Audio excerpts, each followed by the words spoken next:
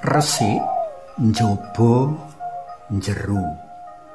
Pangklimbang 5 menit dina Selasa wagi tanggal 14 Oktober taun 2020. Kapethik saka Injil Lukas bab 11 ayat 37 tekan ayat 41. Ana sawijining pitutur, aja kasengsem ing bleger, sebab bleger bisa ngapusi. Ana uga bebasan ing bahasa Indonesia. 7 kali 7 sama dengan 49. Setuju tidak setuju, yang penting penampilan. Rong ukara iki sajak cocok kanggo nggambarake kahanan sarta nglelimbang sabda dalem Gusti dina iki. Santo Lukas sing waosan dina iki atur pelapuran bab Gusti Yesus kang kaundang dhahar ing omahe salah sawijining wong Parisi. Kaya kang padha kita mangerteni, menawa wong-wong Parisi mono mujudake wong-wong kang pathok bangkrong alias saklek jroning ngayati pakon Toret. Mula rikala weruh Gusti ora wijik luwih dhisik sadurunge dhahar, wong mau alok.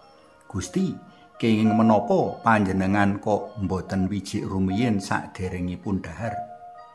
Dene ing kene wijik ora amung waton wijik, nanging kudu nuhuni ritual tartamtu amrih epek-epek tangan sing dienggo mangan mengkone ora najis. Sebab kanthi wijik selaras ritual tartamtu, dheweke wis ngresiki atine uga. Dene sewalike, rikala wong ora wijik sadurunge mangan, bakal katekan bebendu tartamtu, umpamane banjur urip keserakat.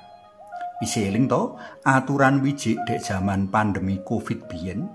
Kira-kira kaya mengkono mau prosesi katambah donga berkat tartamtu minangka rituale. Nanging boro-boro banjur wijik, Gusti Yesus malah nyelatu balik wong-wong Parisi. Cekak aose, Gusti nuding wong-wong Parisi amung padha migatekake prakara resik ing raga utawa tata lair wae. Dene resik ing rohani, batin lan ati ora kapigatekake. Kanthi tembung liya, wong-wong Parisi padha urip lelamisan. Sacara lair katon saleh, nanging batine kebak ing salah. Dudu adi meneh menawa ing batine para pemimpin bangsa iki penuh ing rancangan lan pikiran ala. Wong-wong mau seneng bedak-bedakake jroning tumanggap ing sesrawungan, ngunggul-unggulake diri, mburu jeneng lan pangaji diri lan sak piturute. Dadi ora ana gunane tata lair resik ananging batine kebak ing reget. Ora ana gunane ritual wijik kinantinan makna resik ing ati tanpa tumindak reresik ati kanthi mareni piyala kang saksuwene iki katindakake. Gusti Yesus ngersakake supaya wong-wong Parisi ora amung ngupayakake resik ing raga utawa tata lair wae, ananging uga migatekake ngresiki batin, rohani lan ati. Jer saka ati bakal maujud kabecikan liwat pamikiran, guneman sarta tumindak. Para tresna lan kinasih, senadyan katujokake kanggo wong-wong Parisi, nanging penget iki uga lumaku kanggo kita kabeh ing jaman saiki. Ora cukup raup utawa adus, nanging batine isih ngrasani ala, ngrancang ala sarta ngundat-undat ala. Prayoga ora amung mburu lan nengenake penampilan wae jroning urip pasrawungan, ananging uga kudu resik ngolah lan ngumbah ati, rohani sarta batin.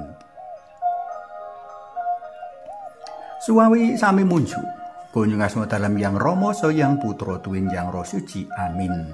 Gusti Yesus mugi kaapunten kawula ingkang asring namung nengenaken resik ing tata lair tinimbang gegulang resik ing manah lan rohani. Kadang kala remen jaim, jaga image tinimbang tumindak tumus ing batos. Mugi sabda dalem dinten menika ngengetaken kawula ngresiki lair lan batos. Mugi linurna Yang Rama Yang Putra Tuwin Yang Roh Suci kados sing mlebu sakmenika sarta sak lami-laminipun. Amin.